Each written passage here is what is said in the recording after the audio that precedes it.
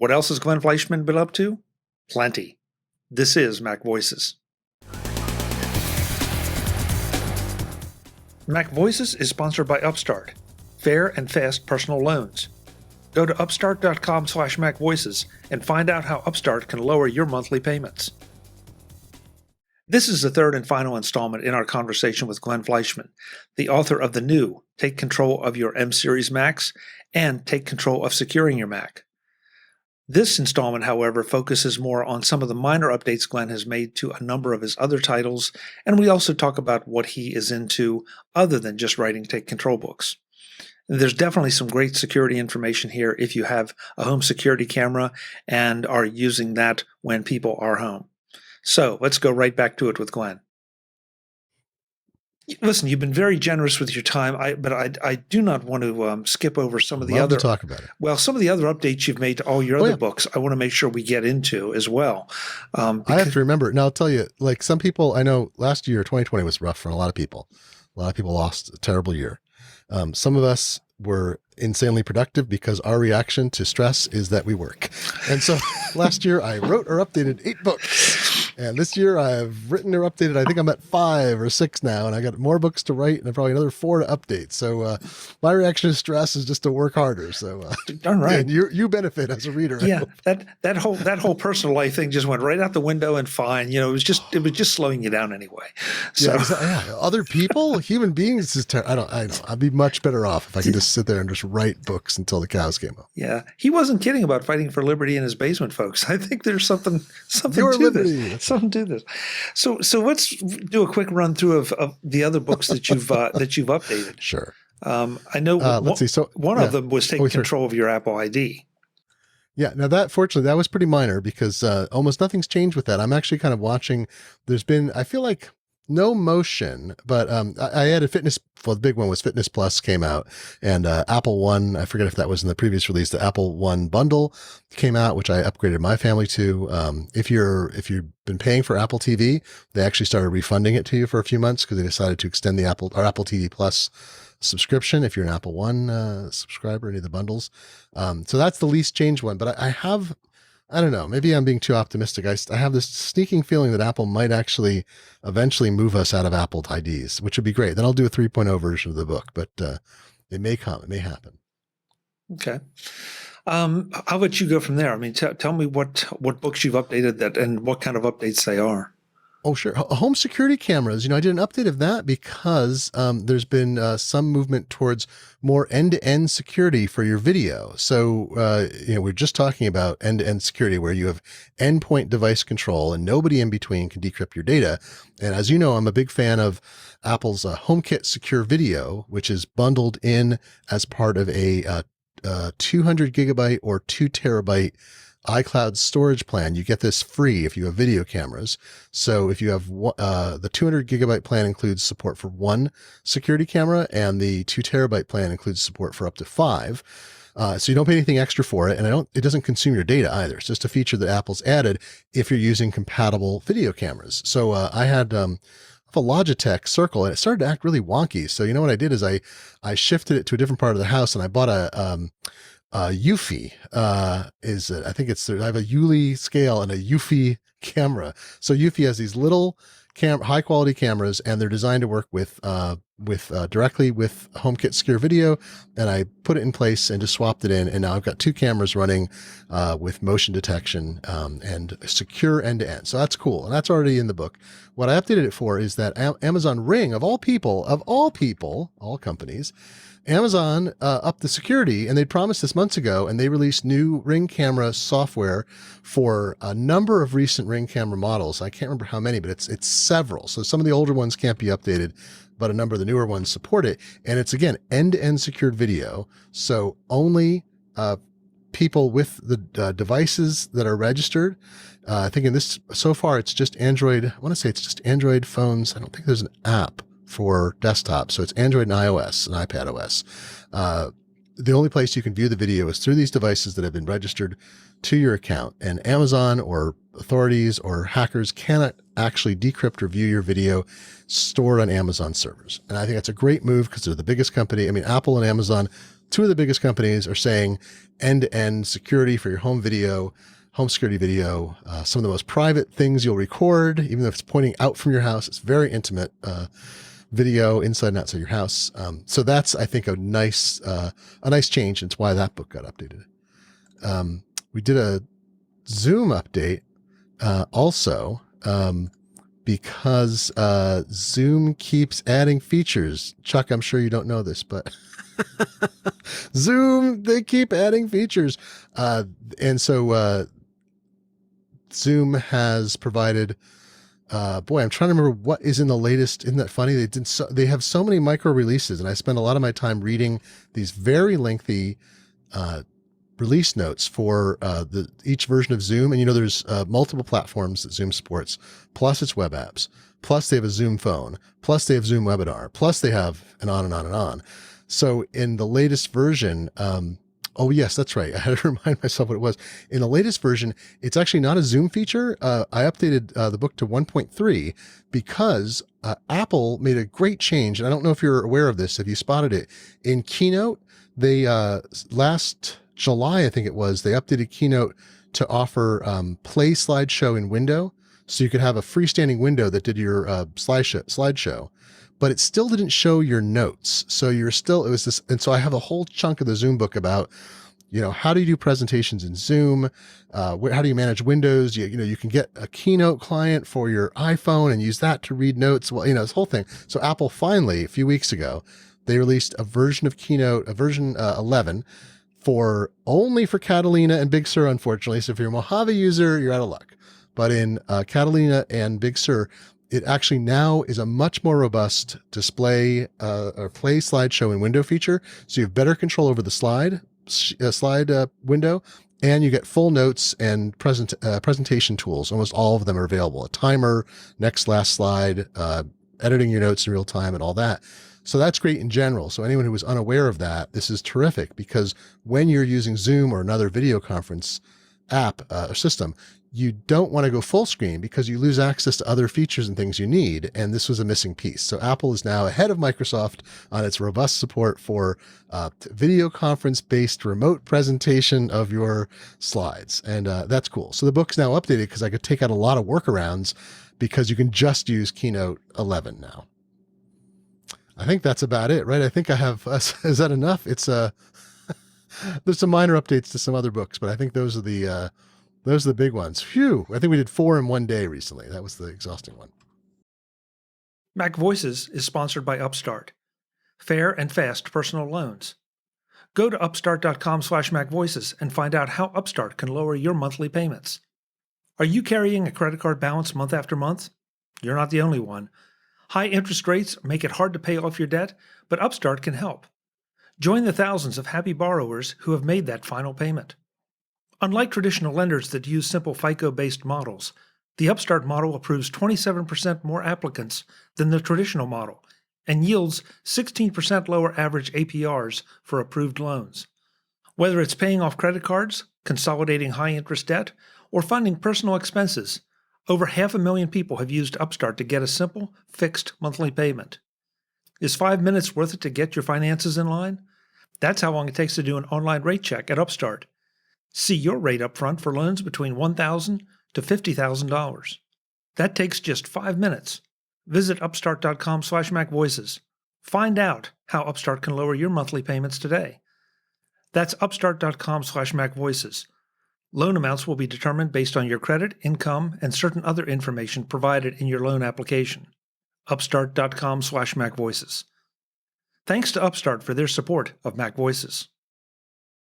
Yeah, and I guess the way I look at it is I think it's so easy for people to overlook and say, well, gee, it's only a point update or a minor release, as you describe it. And yet, if it's a piece of information that is critical for you or super useful for you, then you need to know about it. And even if it's not, I find more and more that if I just expose myself to things, it may not apply right now, but I will remember it if I've if the situation arises, it's like just like I was talking about with iCloud. I remember reading that. Now, is that true or not? And then you get in front of an expert and say, yeah, okay, let's talk about it. There's so much detail to keep track of. I mean, this is kind of my full-time job is doing this, and even then, I'm losing. As you can hear me go, ransacking my memory. It's like, oh yeah, what is that? I got to go look up the detail because there's a point at which I was just editing a friend's book. It's a 250,000 word manuscript. It's brilliant. It's about the history of keyboards. Cannot wait for he shares it with the world, and the book, he does a Kickstarter campaign to raise funds to print it. It's going to be amazing. But I realized I've never edited a book that big before. And I realized my head can't encompass all that. Like I'm used to keeping everything, like at least some of it in my head at one time so I can cross-reference. And like, you get to that point, you can't. And I feel like that's where the Mac world and the iOS and iPad OS world is. There's too much detail, even for people who this is their job, or where we spend a significant chunk of our time thinking, reading, writing about it, talking about it. It's outstretched, outpaced our ability to encompass it all at once. And I joke now, it's like, Google and Twitter is my outboard memory, right? I've forgotten more than I remember. So when somebody asks me a question, I'm often like, I don't know. And I go and I'll type in my name and the topic. And I'm like, oh, 3 years ago, I wrote about this. I don't remember writing about it, but here's the answer. Or the best part is when you I don't remember how something works. You Google it and your own name comes up with an answer. You're like, all right, I guess I solved this for myself or everybody else once before. So thank you to past self. Yeah. Right there with you.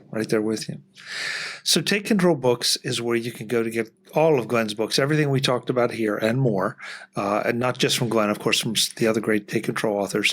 The M Series MacBook and Securing Your MacBook, I think right now are essential. Because these are broad topics, and the M Series Mac thing is just going to continue because we know that Apple is transitioning over. So if you don't have an M Series Mac now, you may soon, depending on when we see the next releases, but eventually you will, and you need to start getting used to some of this stuff.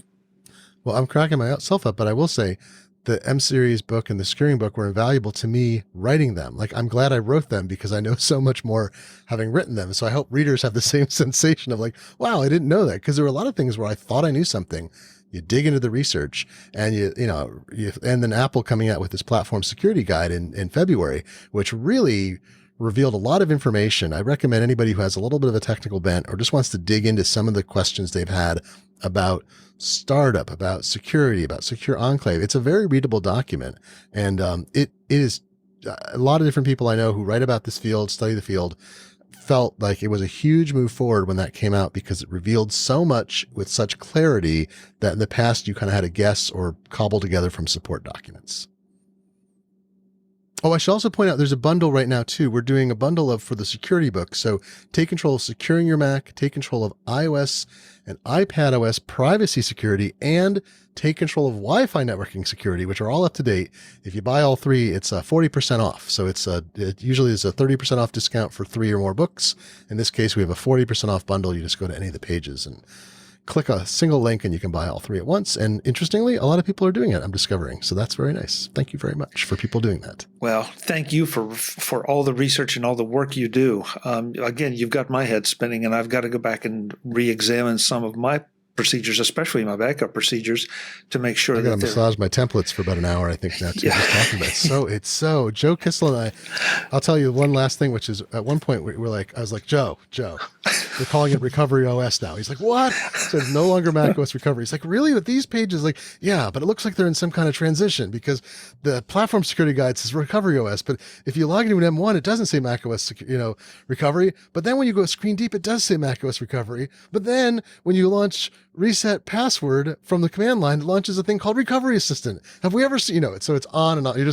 We're just not yelling at each other. We're just like, the terminology and the detail and all that. So we're right there with the readers. I'll just tell you, right there with you, Chuck. Well, I'm really mean it. I mean, I appreciate everything that the Take Control authors do, because I look at it as you guys are sweating this stuff so that we have a reference piece to go and solve our problems.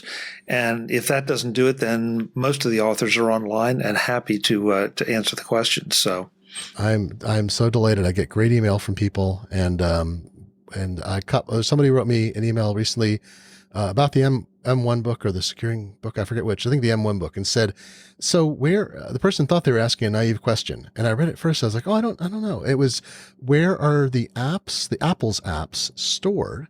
Since you have this signed, secured, sealed volume in Big Sur, where are Apple's apps stored?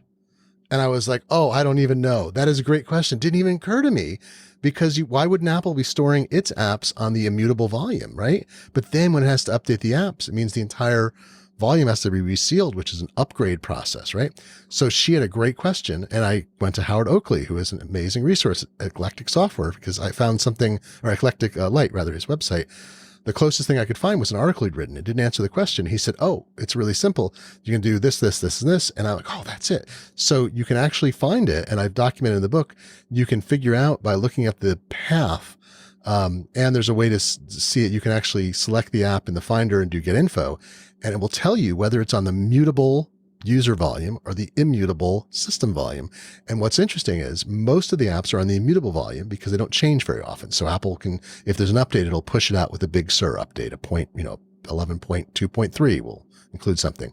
Safari, which has all these additional protections, sandboxes, they've protected the heck out of it. It updates so frequently, it's stored on the user volume. So Safari is actually not on this super protected volume, which is kind of an interesting choice. So it makes it more vulnerable at some level, but less because Apple can update it as frequently as they want. They can push out updates, every day if they want to, without inconveniencing people into needing to reboot their machines. So great question. She thought it was a naive question. I was like, no, this is great. And I had to add almost a page sidebar in 2 books because she asked the question. It was awesome. And I learned something too.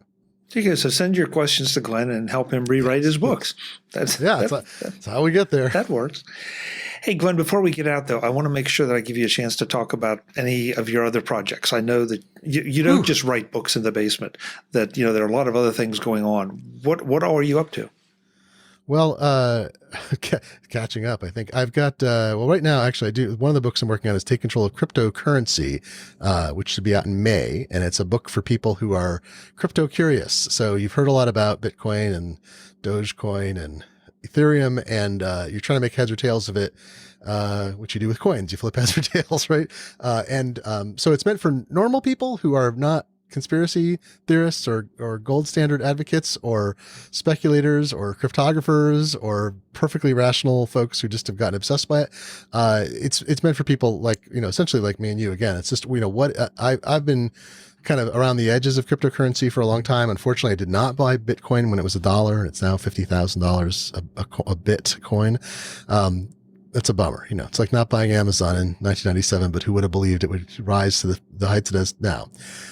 So for those of you like me who did not get in early or in middle stage, and I just want to know what it's about and where it's going, understand it, and then make an informed choice. That's what that book's going to be about. And so I start with a lot of explanation. We can get to what is money, what is value, what is currency, and then into the risks, both for you and the environment and so forth. And then I get into the nitty gritty of if you're going to do this, now you're an informed person, here's how to do it safely. Here's how to buy and sell, buy stuff with it, and so forth. So that's kind of fun. It's a whole different area for me. It's not a how-to book, not like a digging into Mac firmware. I'm still working on type related projects. I have a bunch of copies of 6 Centuries of Type and Printing, which is a letterpress printed book. It was printed from hot metal type that was set in the north of England. The book was printed in London and it was bound in Germany. And I keep telling people that was weirdly the most efficient way to do it. There was no better way to make a letterpress printed book with the binding I wanted, which was relatively simple. So I've still got the Tiny Type Museum project that I've been working on for 2.5 years now. It mostly wound up early this year. So I still have a few of those. I've shipped or sold 95 of these museums out of a total of roughly 100. So people can still get one of those at tinytypemuseum.com if you have an interest in type history or just beautiful objects from the past. And that's probably enough, isn't it? That's enough for me for now. But I got a whole bunch of ideas for the future. My big problem is I got a zillion ideas and I'm trying to figure out which ones are the best. So in the meantime, I keep writing Take Control books as I sort out the next big project. I have an idea to create a book that's bound in flong, which is this kind of paper mold that used to be used in printing to make printing plates. And I'm trying to figure out how to make it because no one's made flong really for decades. And It's a whole funny thing. But so that's so at one level I'm like digging into like cryptographic settings of Mac OS, and another I'm like, how do I use a 1870s process to make a binding for a book? So there's the depth and or range of my interests. So one foot in the past, 1 foot in the future. Yes, I've made my tagline now has slowly morphed to become, I think I may have said it here before, is breaking news from the 19th century. That's it's a lot of fun. Well, 19th century or not, I hope it's not another 6 months till we get to talk, because it's always an informative discussion. It makes my head spin, and I love it. So well, if people write you and say, I didn't get part of that discussion, or why didn't you talk about X, I'd be happy to come back and drill down on like one thing. We could do 20 or 30 minutes on like one topic that people ask about. So if you're up for that, just if I hear from people, I'll let you know too. But I'm always happy to talk to any depth about any of these topics too, as they help people. Well, that's a great idea. And so, folks, there's an invitation. What has you worried about securing your Mac, or you're working with your M series Mac? Let us know, and we'll get Glenn back, and we'll try to hit a little bit more specifically, maybe one or two topics. So, delighted to, as always. Thank you, Chuck. It's always so fun to talk to you about this. Hey, thank you, Glenn. I really, really appreciate it. We will see you next time. Folks, I'm Chuck Joyner. This is MacVoices. Yeah, we covered a lot in these interviews, but I know it has affected me in a very positive way. And I say positive because I feel better informed, or at least I'm starting to know where to look on some of these issues. Until the next time, and as always, thanks for watching. Visit MacVoices.com for show notes and to connect with Chuck on social media. Get involved in our Facebook group or like our Facebook page, and get more out of your Apple tech with MacVoices Magazine, free on Flipboard and on the web. And if you find value in it all, consider supporting us through either our Patreon campaign at patreon.com/MacVoices, or by making a one-time donation via the PayPal link on our front page and in the show notes of each episode. You will join these fine people who help bring you MacVoices.